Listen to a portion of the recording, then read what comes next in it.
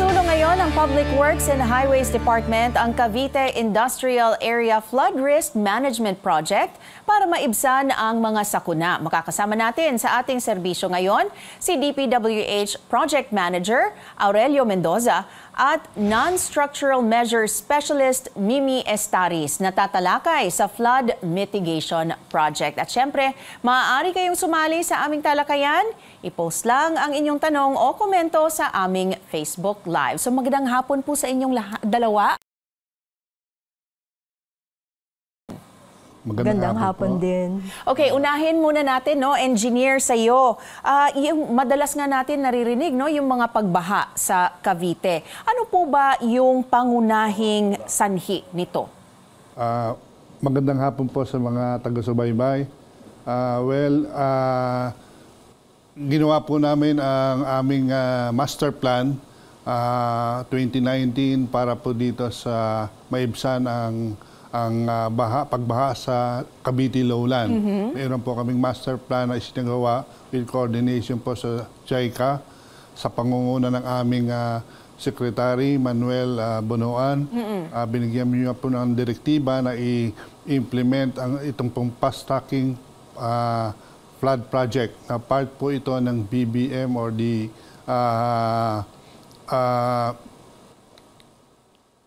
So itong flood control project na ni-launch ninyo noong 2019 or 2019, syempre may pag-aaral po na ginawa dito. Ano po ba yung nakita ninyo na pangunahing sanhi ng mga pagbaha doon sa Cavite?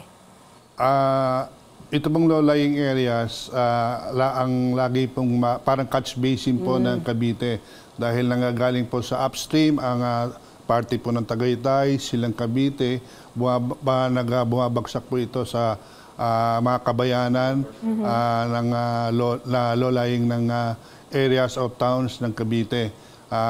Then idagdag po natin yung mga garbage na nagkakaroon ng blockage sa mga waterways po natin.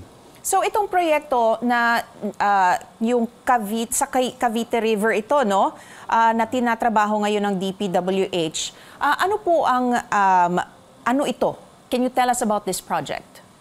Ito po ay isinagawa ng JICA through coordination po sa aming top management na si Senior Yusek Emil Sadain at binigyan po kami ng implementation through the guidance of our project director Ramon Ariola III na isagawa po ito ang aming proyekto ng 5 years for construction po ng Cavite Lowland including the municipality of Panobileta,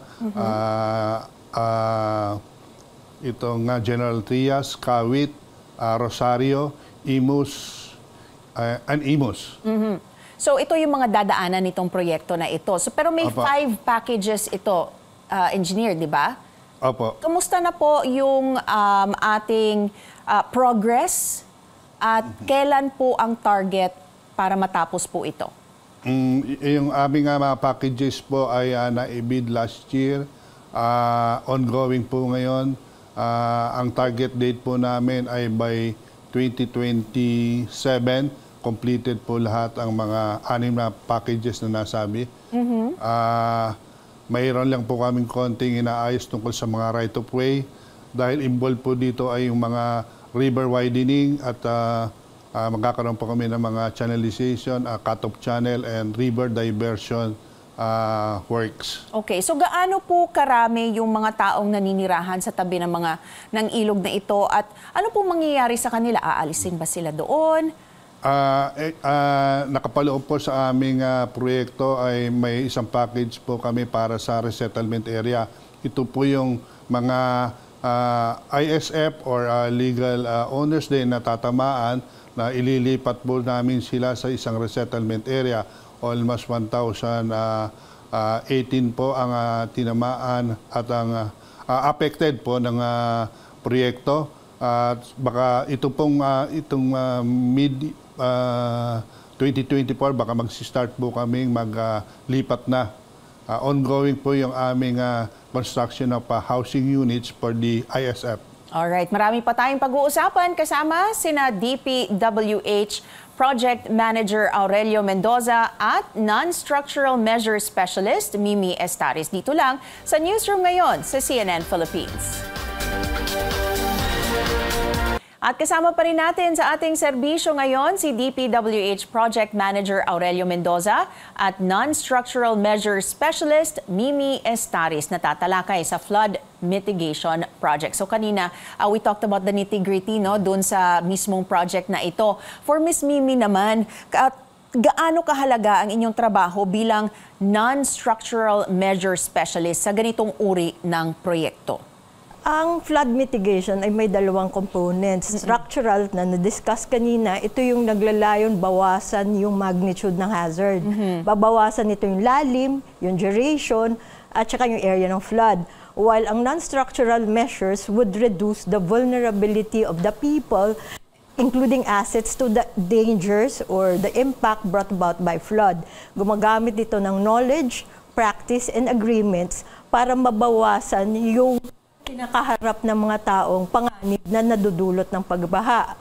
Hindi lang kami humihinto sa konsepto, kung hindi, tinatransform namin siya to concrete actions para sa mga tao.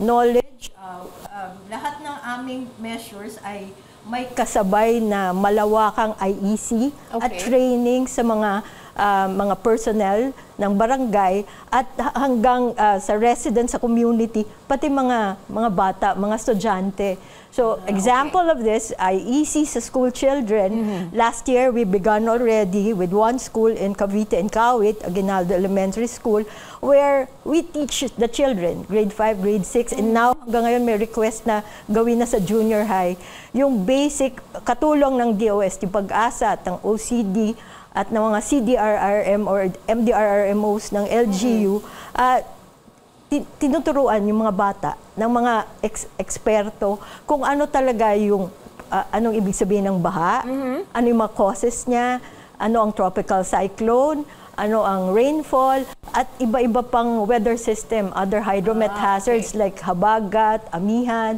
yung mga ganon. Kasi gusto nating i-harmonize yung understanding. So, kailangan maintindihan nila ng husto. Paano nangyayari ito at syempre kung paano nila matulungan na hindi lumala yung ganitong problema. So, dati kasi pag sinabing baha, usually pag bagyo lang nangyayari, di ba? Pero lately, konting ulan lang, bumabaha na kaagad. So, ano yung pinakamatinding pagbaha na nangyari sa Cavite? At paano ito natugunan?